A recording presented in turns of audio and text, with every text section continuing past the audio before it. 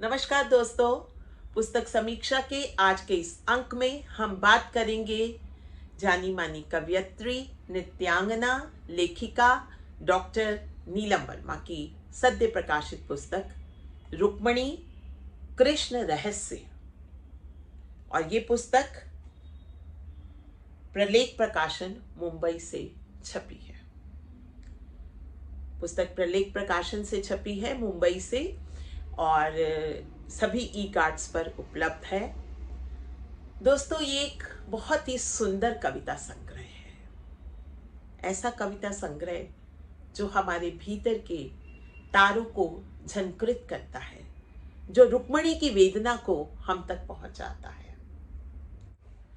दोस्तों, ये कविता संग्रह अपने आप में एक प्रयोग है।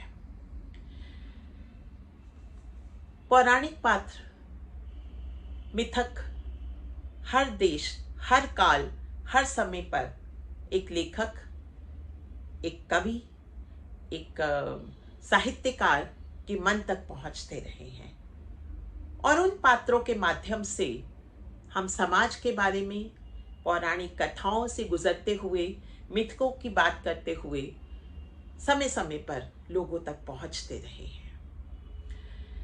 भारत की बात करें तो भारत के दो मुख्य पात्र राम और कृष्ण, इन दोनों पर विस्तार से चर्चा हुई है।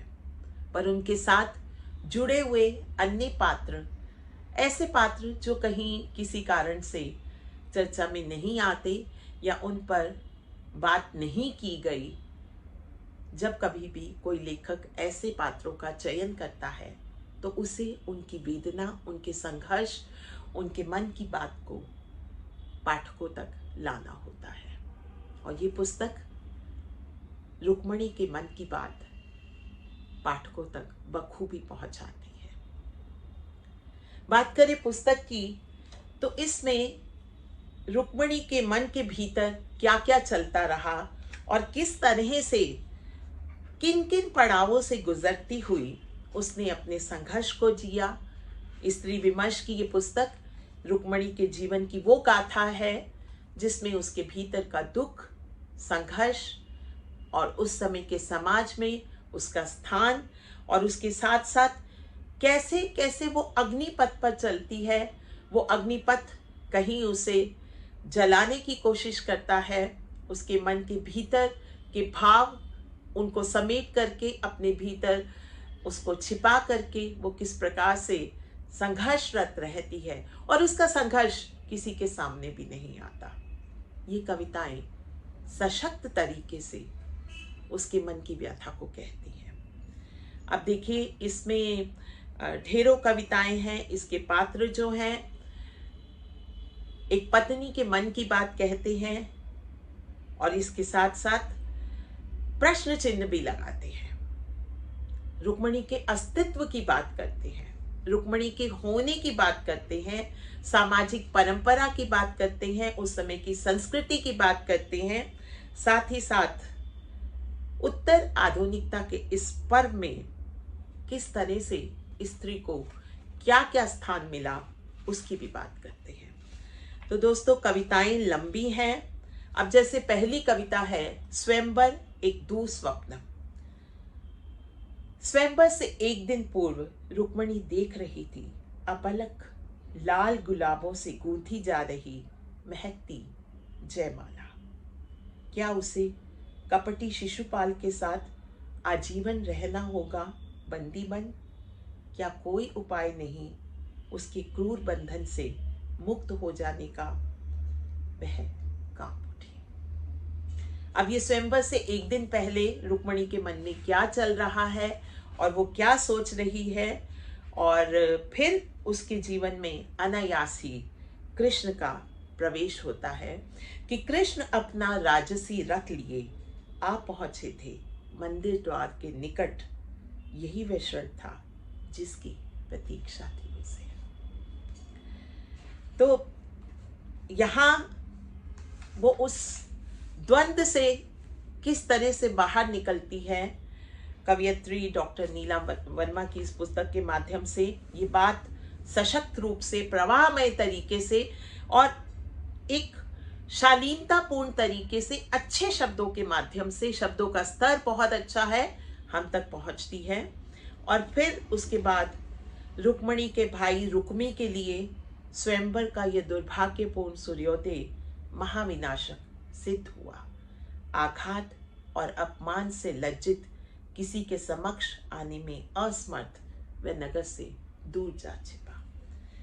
कहानी आगे बढ़ती है, पात्र आगे बढ़ते हैं और फिर नववधु रुक्मणी के मन की बात पाठकों तक पहुंचती है। जानती थी, बीच में से कुछ अंश पढ़ूंगी, कि जानती थी वह उन सब के हृदय में होगा कृष्ण प्रेम प्रचुर प्रखर प्रगाढ़। बहुत सुंदर वर्णन किया है। आगे वो कहती हैं, रुक्मणी विचार मग्न थी, क्या राधा भी सोच रही थी मेरे विषय में? क्या वह भी जानती है मुझे? इस विवाहोत्सव की सूचना उस तक पहुंची होगी क्या किसी ना किसी से? कहानी सी कहती हुई ये कविताएं बड़े ही एक मतलब जिसे कहते हैं ना प्रवाहमय तरीके से, बिना रुके और बड़े ही सार्थक ढंग से अपनी बात कहते हुए पात्र आगे बढ़ रहे हैं। और रुक्मणी अपने हृदय की बात स्वयं में उलझी हुई इन कविताओं के माध्यम से डॉक्टर नीलम वर्मा के माध्यम से आप तक पहुंचा रही है।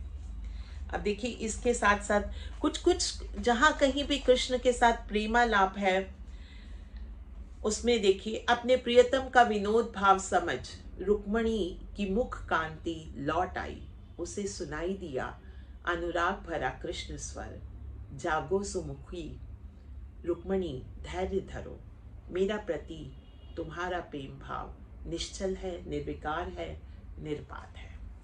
अब ना इन कविताओं में एक लय है, ऐसी लय है जैसे कोई नाटक हमारे सामने चल रहा है, जैसे कोई नृत्य नाटिका हमारे सामने चल रही है और पात्र आते हैं और ताल झनकृत होते हैं और हम उस कल्पना लोक में डूब जाते हैं जहां हमें रुक्मणी का संसार अपने सामने दिखने लग जाता है।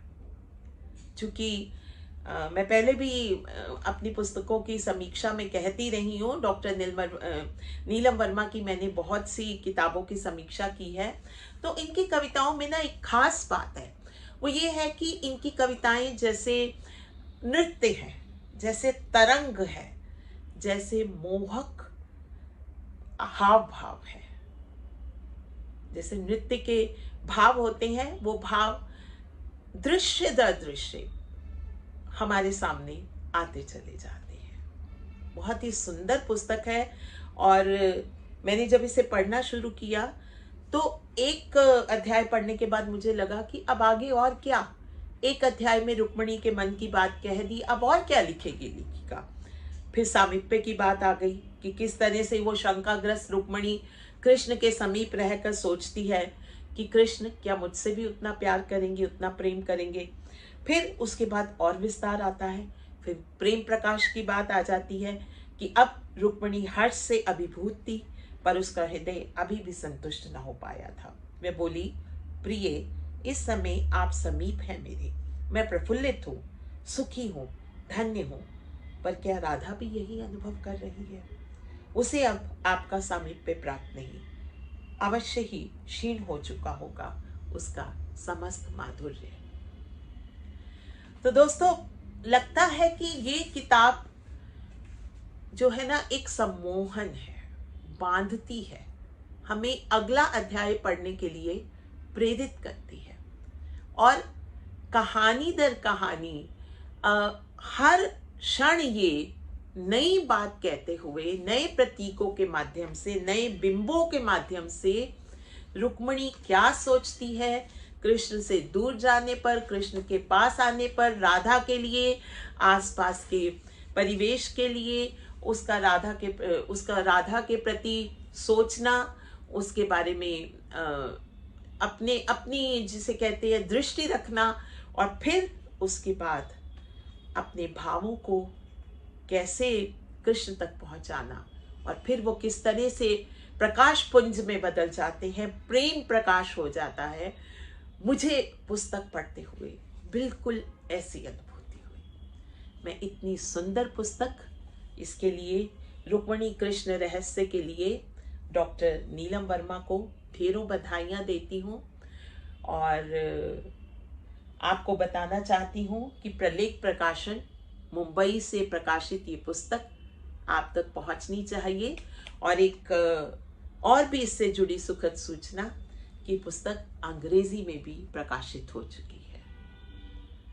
ये पुस्तक, अगर आप कृष्ण के प्रेम में डूबे हैं, अगर आप रुक्मिणी के मन की व्यथा तक पहुंचना चाहते हैं, अगर आप हमारे पौराणिक पात्रों के माध्यम से एक स्त्री के मन की बात जानना चाहते हैं, तो आपको ये पुस्तक जरूर पढ़नी चाहिए। आज के लिए बस इतना ही। फिर मिलते हैं एक नई किताब के साथ इसी पटल पर। तब तक के लिए नमस्कार।